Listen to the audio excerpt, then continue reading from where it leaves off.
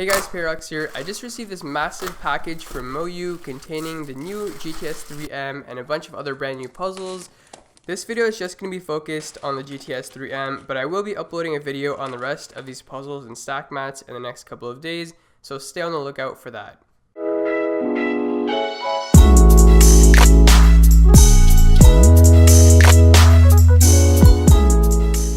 Alright guys, so here it is, the brand new GTS3M. I'm so excited to try this out. The GTS2M was an instant main for me back when it came out. I think it was over a year ago now. So I have really high hopes for this GTS3M. Now inside the box it does come with some accessories like the adjustment tools, a screwdriver, some extra magnets, as well as these tools for their new tensioning system.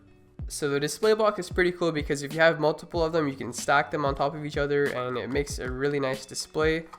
So you can attach these pieces to the center and it will stand like this. So it's a nice stand and case for it at the same time. So that's enough about the accessories. Let's just take a look at the actual cube itself. So getting into first turns.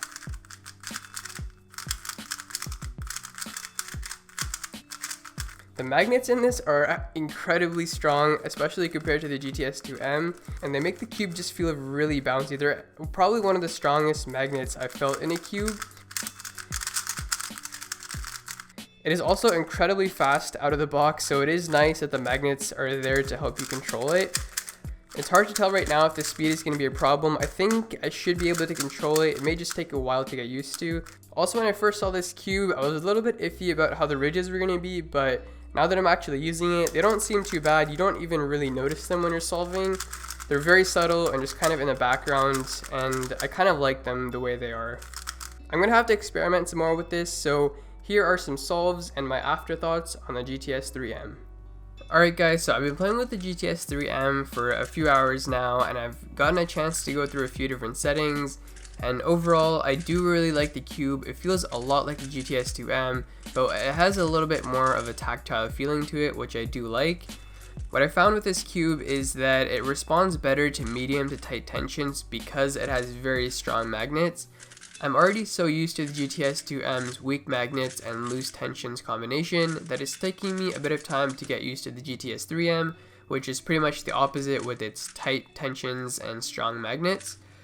When I tried the GTS3M on its loosest setting, I found that my movements were very choppy and it was just everything was not very fluid, and it didn't feel right because the cube was trying to be flimsy and it was trying to flex, but the magnets were keeping it together. It was just really weird because it was as if it was solely relying on the magnets for stability as opposed to its own tensions. That's not a very good way of explaining it, but I'm sure you guys can just understand that very loose tensions and very tight magnets aren't a very good combination. At least that's what I found. It hasn't worked for me personally, so I am going to spend a bit more time trying to get used to these tighter tensions, and I'm going to keep trying more and more settings. I believe right now I'm using the 4th loosest setting as opposed to the 2nd loosest, which it comes with out of the box. So it's pretty good so far. I'm getting used to it. The only other sort of issue I have with it is that it's just a little bit too fast for me, and I find that I have to often slow down or control myself during last layer algorithms, so I can't really spam TPS like I would with my GTS2M. So hopefully once it's broken in, it'll be a little bit better and easier to control, and then I can also try out some lube setups and see what I can do with it. Overall, I think MoYu did a great job with the GTS3M. I really like it. I love the new features. Even the bright stickerless shades are a great upgrade from the GTS2M's very pale shades that I didn't really like. The self-contained tensioning system is also very handy, so you have even tensions and you don't have to carry around extra springs like with GAN's GES system. It is a little bit more on the expensive side, but you do get a lot of accessories and other things with this, so I think it sort of balances out. If you like the GTS2M, I think you're going to really like the GTS3M, and especially for someone who prefers strong magnets, then you're absolutely going to love the GTS3M. Anyway, that's all for my first impressions video. I will likely be coming out with a full review on this later once I've gotten a chance to try out a few more setups.